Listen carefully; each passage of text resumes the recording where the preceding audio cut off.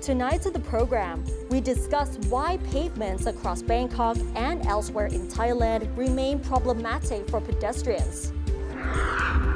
Then we explore historic ties between Thailand and Norway through a special book, 100 Years Between. A famous English teacher who became passionate about Thai and Asian cultures, and a former flight attendant who clipped her wings to follow her passion in abstract painting. Swadika and welcome to This Week with Thai PBS World. Previously, we talked about how a high-profile road accident has prompted awareness as well as changes to ensure road safety. However, there are several more issues related to pavements which seem to never get fixed. Last month, we talked about the high-profile case of an eye doctor being run down and killed by a large motorcycle while she was using a zebra crossing in broad daylight. The case prompted efforts by authorities to ensure pedestrians can cross roads safely. There seems to have been a slight increase in awareness and in motorists giving way to pedestrians. However, another tragic incident occurred at the Bang Lampu intersection last week, in which a pedestrian crossing the road was killed by a bus. Then another pedestrian was hit by another bus at the same spot, prompting local officials to erect a barrier to prevent such incidents. Undoubtedly, any improvements in pedestrian safety will take time, but it's not just the lack of safety at the zebra crossings that is a problem. You don't even need to cross the road to discover that simply walking on the pavements is no simple task. With so many things installed on them, obstructing the pedestrian's path, often leading them to risk their lives by walking on the roads instead. If you have ever tried walking on them, you will notice that most of the pavements have very uneven surfaces, with some even having holes as well. This is very dangerous for pedestrians, especially at night, when accidents have occurred and people have fallen into the holes. Pavements are also unsafe for the elderly, children, as well as the handicapped. Another problem is that pavements have become a parking area for motorcyclists, with some even riding their motorbikes along the walkways. In the Ban Somdet poll by Ban Somdet จ้าพระยาราชภัฏ University, which asked citizens about their ideal Bangkok governor as local elections are to be held in May, one of the questions was related to the problems citizens are facing and which the new Bangkok governor needs to fix as a priority.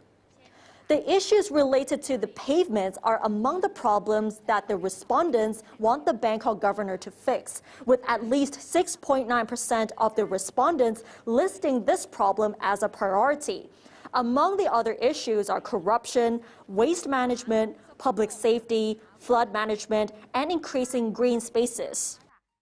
Although it is only 6.9% of the respondents that believe that the pavements should be fixed as soon as possible, it is still a problem to begin with. And to shed more light on this problem, Kitipat Chinsukjit talked to the pedestrians as to why walking on the pavements is such a problem for them.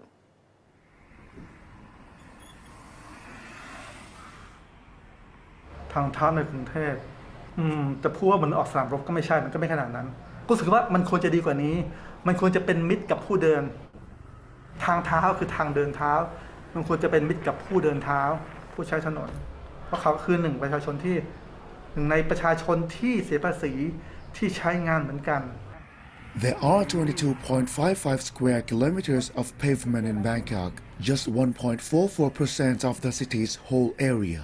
Despite the small fraction of space they occupy, the footpaths of Bangkok are infamous for their state of disrepair.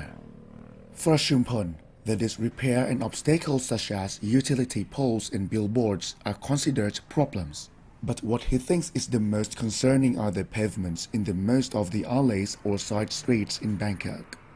ผมว่าตามในซอยโดยแต่ซอยหลายๆที่เท่าที่เห็นเป็นเหมือนกันคือจะมีหลายอย่างหนึ่งคืออย่างเช่นสมมติยกตัวอย่างนะซอยรามแห่ง53ที่ผมไปใหม่มาหลายบ่อยนะบางทีทางเท้าเนี่ยมันเป็นทางที่อยู่ระนาบเดียวกับถนนบางทีมันถูกกลมกลืนไปกับถนน กระทั่งทำให้เวลาคนเดินทางแล้วความปลอดภัยมันน้อยลงนอกจากเราจะต้องมองข้างหน้าเพื่อหลบคนที่เดินสวนเราไปมาแล้วเนี่ยบางทีเนี่ยไอ้ข้างหลังเนี่ยรถมอเตอร์ไซค์มันก็หลบขึ้นบนทางให้มันเร็วขึ้นบางทีก็เฉี่ยวเราบ้างบางทีก็ปิ้นใส่เราบ้างบางที่เราควรจะเดินอย่างสบายใจไม่ต้องระวังหลัง Besides the pavement's level and the motorcycle problems, street vendors are also taking up a lot of space on Bangkok's sidewalks, while a lot of cars parked at a bus stop are very dangerous for pedestrians in his experience. ร้านค้าชอบมาตั้งบนทางเท้าซึ่งบางครั้งเราเดินผ่านบางร้านเราต้องเดินลงบนถนนยังมีอยู่นะคือแม้กระทั่งตรงป้ายรถเมล์กลายเป็นว่าผมต้องยืนรอรถเมล์บนพื้นถนนภาพว่ายืนรอรถเมล์บนพื้นถนนมันก็มีความเสี่ยงซึ่งตอนนี้โอเคเขามีการปรับจนกระทั่งมันมีน้อยลงกลายว่าหลายคนออกมาเรียกร้องเรื่องของวิถีชีวิตของคนไทยซึ่งมันไม่ใช่คือมันเป็นการวิถีชีวิตที่เอาเปรียบคนอื่นอีกอย่างหนึ่งที่ไม่ชอบเลยก็คือเรื่องของบรรดารถที่ชอบมาจอดตรงป้ายรถเมล์อันนี้เป็นอะไรที่เจอประจำซึ่งบางทีการที่รถมาจอดป้ายรถเมล์ทำให้หนึ่งเรามองรถเมล์ลำบากสองบางครั้งเนี่ยเรารถต้องไปจอดเลนที่สองเราก็ต้องไปขึ้นตรงนั้น Even if you consider zebra crossings to be part of the pavement, as pedestrians need to use them to cross the road, pedestrians must always be very cautious when using them. For Shumpon, as the bus stops are part of the pavement, seats should be provided and a roof for people waiting for a bus under the sun or in the rain. Not to mention some greenery, which could help with the hot and humid weather. เรื่องต้นไม้ก็จำเป็นนะเพราะว่าบางทีมันร้อนบางที่นี่คือโกรธเลยไม่มีต้นไม้เลยซึ่งมันร้อนรอรถก็ร้อนกว่าจะเดินไปถึงข้างพันรออะไรก็ร้อนประเทศไทยเรามีคนหลากหลายมีทั้งคนที่มีรถมีทั้งคนที่ไม่มีรถมีคนที่ใช้ทางเดินเท้าดังนั้นเนี่ยทุกส่วนทุกองค์ประกอบของประเทศเนี่ยควรเป็นมิตรกับทุกคน Gitipachin Sukjit reporting for Thai PBS World. Well, I too also feel unsafe to walk on these pavements in Bangkok. And now let's have a listen to an academic on this issue, where Thai Teshikit Tiranan talked to an expert in urban planning as to where the problem is and what can be done to ensure safety for the pedestrians. I had the chance to talk to Dr. Pavini Tragoon of Thammasat University, where the problem of very limited and cluttered pavement space stems. ทุกอย่างเนี่ยมีข้อกำหนดมีกฎหมายแล้วก็มีเกณฑ์อยู่ว่าตามไม่ว่าจะเป็นในเรื่องของเกณฑ์และมาตรฐานทางเมืองรวมนะคะที่มีการกำหนดว่าในส่วนของการจัดให้มีทางเท้าเนี่ยตามสำนักพัฒนามาตรฐานและกรมโยธาธิการก็จะมีการระบุว่ามาตรฐานทางเดินเท้าควรจะมีความกว้างเท่าไหร่เช่นอย่างน้อยไม่ควรจะต่ำกว่า3 เมตรนะคะถนนของประเทศเราถูกดำเนินการได้มาจากเช่นกระบวนการเวรคืนของหน่วยงานที่เป็นหน่วยงานดูแลสายหลักเนี่ยแน่นอนพื้นที่คงจะต้องเวรคืนเพื่อให้ได้แนวสายทางที่เกิดความเหมาะสมแต่พอเป็นท้องถิ่นนะคะก็จะได้มาเช่นตรงนี้เป็นพื้นที่ตาบอดไม่มีถนนผู้คนก็อาจจะสละมาคนละนิดคนละหน่อยพอมันมาคนละหน่อยเนี่ยนะคะมันก็เลยกลายเป็นปัญหาว่าทางไม่ได้มีความกว้างแม้กระทั่งถ้ามีทางเท้าปุ๊บอาจจะทางถนนไม่พอเลยมันก็เลยกลายเป็นว่าถ้าอย่างนั้นเราก็ยืดหยุ่นตามข้อจำกัดที่มีThe lack of law enforcement and the mentality wherein anyone can use the pavement, which should be exclusively for the use of pedestrians, are also a problem. ไม่สอดคล้องกันระหว่างความต้องการของพื้นที่ระหว่างสิ่งที่ควรจะเป็นท้ายสุดแล้วหลายๆครั้งทางเท้าก็เลยถูกเปลี่ยนสภาพมารองรับการจราจรที่ใช้รถยนต์แทนการรองรับคนสัญจรด้วยเท้าหรือจักรยานกลายเป็นทางเท้ากลายเป็นที่ทุกคนมาแชร์พื้นที่ร่วมกันไม่ได้มองว่าพื้นที่ตรงนี้จริงๆแล้วเป็นสิทธิ์ของผู้เดินเท้าผู้สัญจรที่เปราะบางที่สุดควรจะได้รับการดูแลอย่างปลอดภัยที่สุดกลายเป็นความคุ้นชินกับสิ่งที่ไม่ถูกต้องนะคะ A lack of communication and coordination between different government agencies and stakeholders is also one of the key factors. กระบวนการทำงานในองค์กรปกครองส่วนท้องถิ่นหรือในระดับอื่นๆก็ตามค่ะของประเทศเราเนี่ยยังเป็นระบบแบบไซโลค่ะด้วยภารกิจกองสำนักหรือหน่วยงานปลีกย่อยต่างๆล้วนแล้วแต่มีภารกิจของตัวเองเช่นหน่วยงานนี้บอกให้ไปปลูกต้นไม้ก็ปลูกอย่างเดียวเลยหน่วยงานนี้บอกให้ไปทาสีตีเส้นก็คือไม่ได้เปิดผังร่วมกันซึ่งเรามองว่าสิ่งนี้น่าจะหมดไปได้หากเราดึงชุดข้อมูลนะคะมาทำให้มันฉลาดขึ้นหากเราอะค่ะพยายามจะมองปัญหาแบบบูรณาการเนี่ยจริงๆแล้วมันน่าจะแก้ไม่ยากด้วยซ้ำThe urban planning academic said another way to solve the problem is for all sides from both the civil sector and the government to find ways together, as has happened in some other countries. ทุกคนต้องเสียสละร่วมกันที่เสียสละไม่ได้เสียสละแค่ที่ดินนะคะต้องมาหารือจนได้ฉันทามติว่าแปลงไหนจะต้องเสียเท่าไหร่เพื่อให้เกิดความเป็นธรรมกับทุกๆเจ้าของแปลงซึ่งกระบวนการนี้อาจจะใช้เวลาค่อนข้างนานเรายังรู้สึกว่ามันจะมีแสงสว่างอยู่ในปลายอุโมงค์อาจจะยาวหน่อยไกลนิดนึงหรือชันนิดหน่อยนะคะแต่เรามองว่าวันนี้เนี่ยหนึ่งก็คือว่าพอโลกมัน borderless ด้วยการมีสมาร์ทโฟนการมีโซเชียลเน็ตเวิร์กการมีภาคประชาชนที่วันนี้เข้มแข็งจริงแล้วเขาก็สามารถ voice ได้ว่าเกิดปัญหาอะไรขึ้นดังนั้นส่วนนี้ค่ะจะเป็นส่วนที่คนเนี่ยมีส่วนในการบริหารจัดการเมืองมากขึ้นถ้าเรามีแพลตฟอร์มให้เขาบอกอย่างเป็นระบบว่าที่ไหนอย่างไรไม่ใช่การขับเคลื่อนด้วยการด่าอย่างเดียวอะค่ะหน่วยงานที่เกี่ยวข้องอะค่ะเขาต้องเดือดร้อนแน่นอนเพราะเขาได้รับเสียงบ่นหรือว่าข้อตำหนิต่างๆเนี่ยเขาจะต้องเอากลับไปแก้ไขนะคะกทมก็เริ่มมีพวกแผนของการบูรณาการละเริ่มมีในเรื่องของตัวชี้วัดเราก็มองว่าวันนี้หากเราปรับตัวชี้วัดให้มันดีขึ้นนะคะมันน่าจะสามารถสะท้อนและแก้ปัญหาได้ And speaking of public involvement and law enforcement, we can take part by reporting incidents of suspected violations to the city's law office at the hotline 02-465-6644 and the email address city_law@hotmail.com. Back to you, Nat. And it looks like there's a lot of work that needs to be done. And now let's have a look at the other stories in our weekly roundup.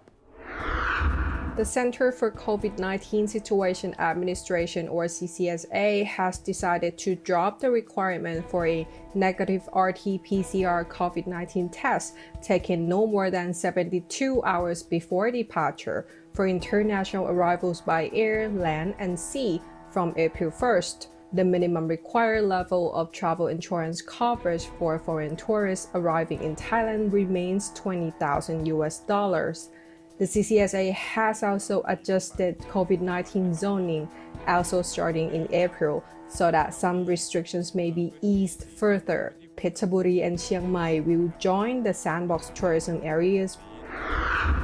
Residential, commercial, and industrial users of electricity will face higher electricity bills from May until August after the Energy Regulatory Commission has decided to increase the fuel tariff rate to an average of 25.38 baht per unit, driving the electricity rate to 4 baht per unit during May to August period. The fee increase to 4 baht per unit is the first in several years. According to the Office of the Energy Regulatory Commission, the FT adjustment is necessary due to the global energy crisis as well as the substantial drop of liquefied natural gas in the Gulf of Thailand. Move Forward Party List MP Rangsiman Rome is facing a criminal defamation charge in connection with claims he made about Deputy Prime Minister Prawit Wongsuwan and the 5 provinces bordering Forest Preservation Foundation in 2020. He said that the police attempt to have him arrested and detained was part of an effort to have him disqualified and stripped of his parliamentary status. And now let's have a look at the other stories we have for you today. Recently, a limited edition book about King Chulalongkorn's great-great-granddaughter following his footsteps a century later has been launched. And how does it highlight the special relationship between Thailand and Norway? Let's find out more in this report.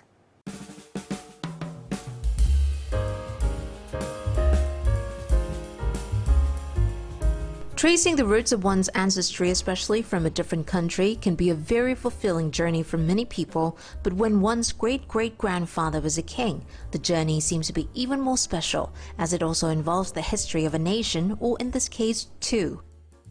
Tanpu Yingsiri Kittiya Jensen, a niece of King Rama X and a great-great-granddaughter of King Chulalongkorn, also known as King Rama V, visited Norway for the first time in 2019 for a project to bring to life the king's trip to the Nordic country in 1907 as part of His Majesty's second European tour. The outcomes are a documentary and a photo exhibition in 2020, and most recently, the launch of a book on the journey titled 100 Years Between. I had an opportunity to interview Tanpu Yingsiri Kittiya, who is a curator, a history graduate, and a photography enthusiast, about the book and her 11-day journey following her acceptance of an invitation to join the Ministry of Foreign Affairs Cultural Project. Well, this project was quite interesting because it happened by chance. A lot of it started from Bangkok, where I wanted an idea of why he went. So I talked to a lot of historians. A lot of it was trying to keep the independence of Thailand when there was a threat of colonialism. He went for multiple reasons, including to test himself in terms of the climate and everything. So this is something I looked into, and when I went, I had that in mind, and looking into everything, trying to find these links in his letters, which was nature. We did follow every place that he did, but what I did differently wasn't changing the location, but the perspective, because I want people to see that in one location, multiple people can see different things. Book features not only the photos Tanpu Yingsiri Kittiya took herself, but also historical pictures, a collection of private letters the king wrote to his daughter Princess Nipa Nopadon about his journey, and the letters Tanpu Ying wrote a century later. As much as the trip was personal to Tanpu Ying, she also saw how it was personal to her royal ancestor. And I think for a job to come out well, for a curatorial project, you need to feel that it's personal because it's something that you're creating. And it's also personal because I'm getting to know my great-great-grandfather. We never met because of the time that separates us. All the letters were me writing to my great-great-grandfather as though we were writing each other. In the letter, I talk about a hotel that he stood in front of, but didn't take a photo of. There's a photo of him standing in front of, like taking a photo from it. I took photos of it, and I said to him, very interested in the idea that history doesn't change, but that it's the exterior that evolves. It's something that he talked throughout on how grand it is, how almost frightening it is, how unpredictable it is.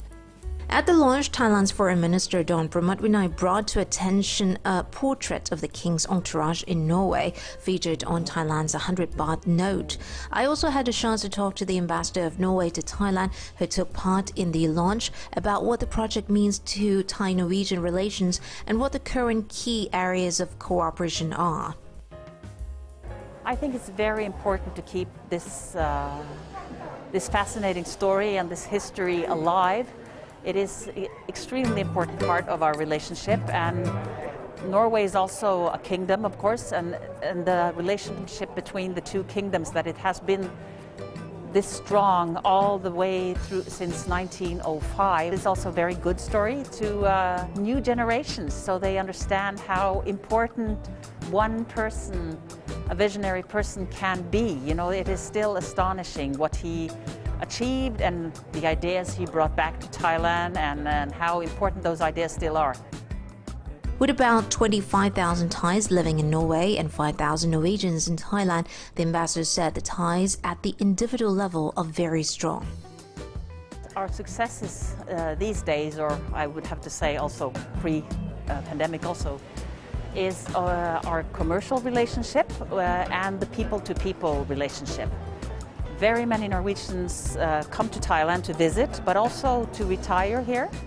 And even more Thais are living in Norway, so there is a strong connection and integrated families. On the commercial side, Thais demand a lot of Norwegian seafood, especially fresh salmon. During the pandemic, the numbers have gone up all the time. Also in the scientific field, we have had exchanges of experts coming to Thailand and also going to Norway. Hatay Deshikit Reporting for Thai PBS World. And in this episode of Home Away, we talked to a famous English teacher and TV presenter widely known as Kru Rosie, where she will talk about how she became interested in Thai and Asian culture. Hi everybody, my name is Rosie and you're watching your favorite show, News Babes.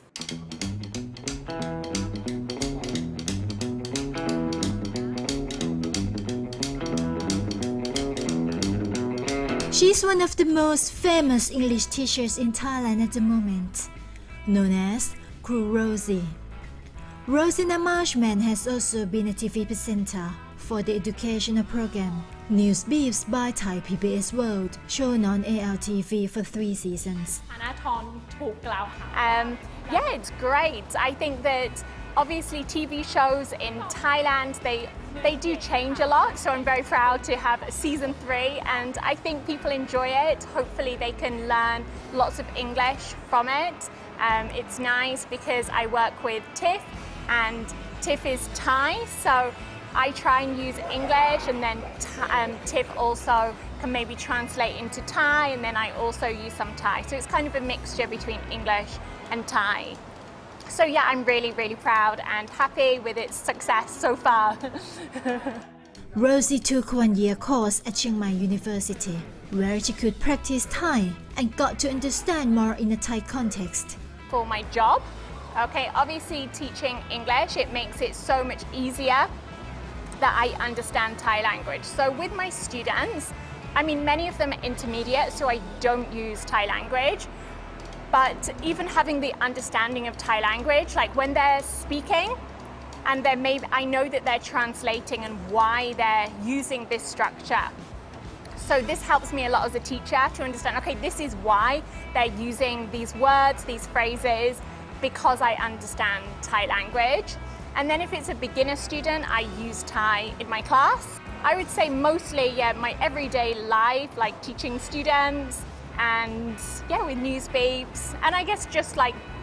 everyday life in the sense of talking to people, forming relationships, going to 7-Eleven, ordering food, everything that I do, it just helps my life so much more. Rosie said that what she likes the most about Thailand are the Thai people. She admitted, however, that some characteristics of Thai people are quite opposite from Westerners' perceptions, and it took her quite some time to get used to it.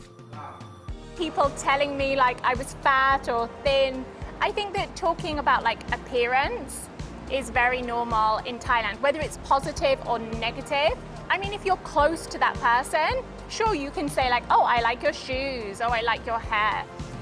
But you wouldn't be like to somebody who you're not close to. Well, I guess English people imagine Thai people or Asian people to be like very reserved, like very quiet.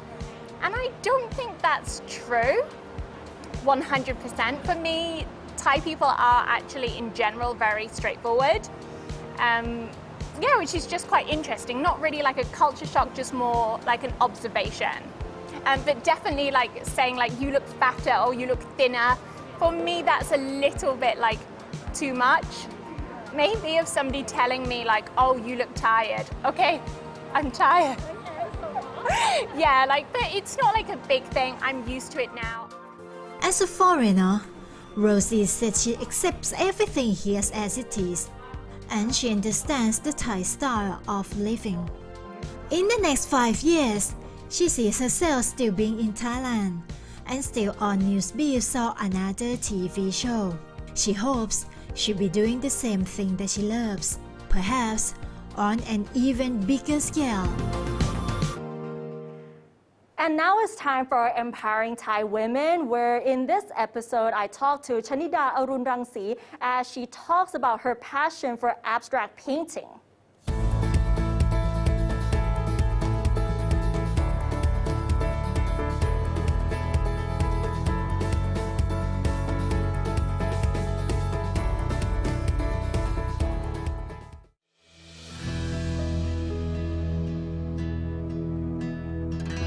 งานศิลปะเนี่ยจริงๆมันเป็นฮีลลิ่งอยู่แล้วแล้วเราเดินทางไปทั่วโลกเราเห็นงานศิลปะเยอะเราก็เลยเ